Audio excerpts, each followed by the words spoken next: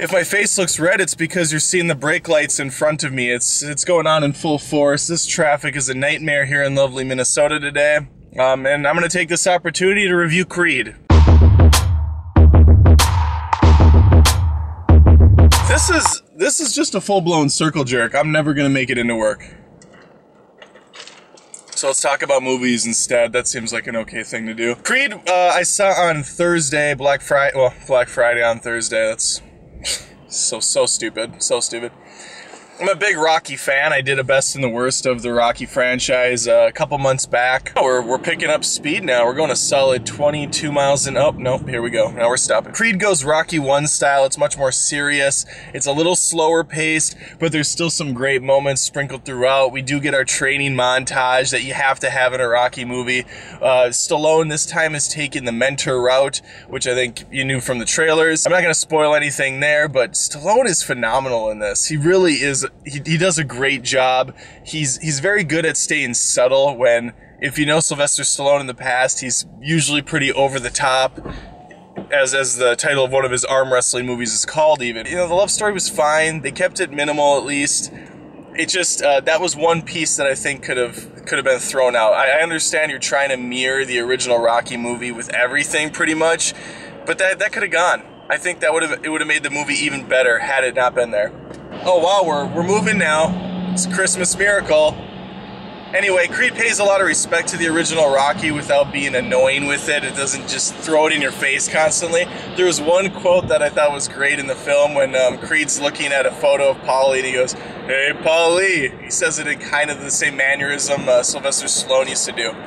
Nice touch there. The new movie's not afraid to try some new things, one of which is freeze framing on a boxer and throwing his stats up there. At first I thought, really, is this what we're doing? Is this necessary? But towards the end it really kind of came together when you see some of these other boxers and you stack them up against Creed. You're like, okay, it's a clever way of getting to know the boxer without having to, you know, get a whole background history lesson on him. You just get a boom, quick snapshot, and you get the feeling for how this guy's gonna fight in the ring. If I were to put it in the ranks with the other Rocky movies, where does it stack up? I think it's towards the bottom still, but that's not a bad thing. It's definitely better than 5 and 6, and it's definitely comparable with the other ones before it. It's just that 1 through 4, you know, Rocky is just such an exciting guy to watch on screen.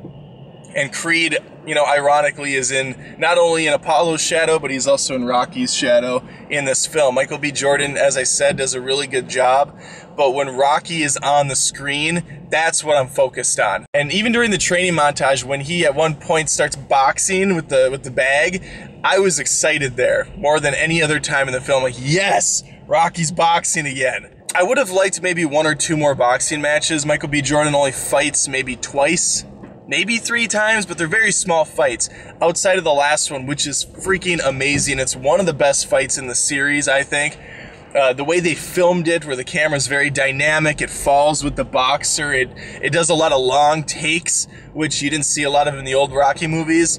I mean, there'll be like a 3-4 minute continuous shot where these guys are going at it. It's very well done. My final gripe is the soundtrack, which is solid, and you definitely get pumped up when that Rocky theme song kind of slowly builds its way up.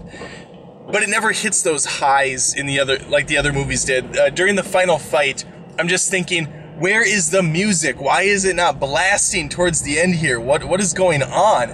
And the reason it's drowned out is because the announcer takes front and center stage. I just wish they would have subdued that more and we heard more of the music show through. Small little gripes aside, I loved Creed. I think it's great. I think you should go see it, especially if you're a Rocky fan. There's a lot of highs and lows, a lot of emotion you probably weren't expecting from the film. It's a character study at heart that happens to have boxing in it, much like the original films. And yeah, I don't think you're going to be disappointed. I certainly wasn't. I can't wait for another one. I'm going to continue to enjoy my drive into work. I've seriously gone 5 miles since I've started recording this, and it's been about 20-25 minutes of just me screwing around with the camera. Let me know what you thought about Creed if you saw it, and where you'd put it in the ranks. Alright, take care. Until next time, I'll see you in the car.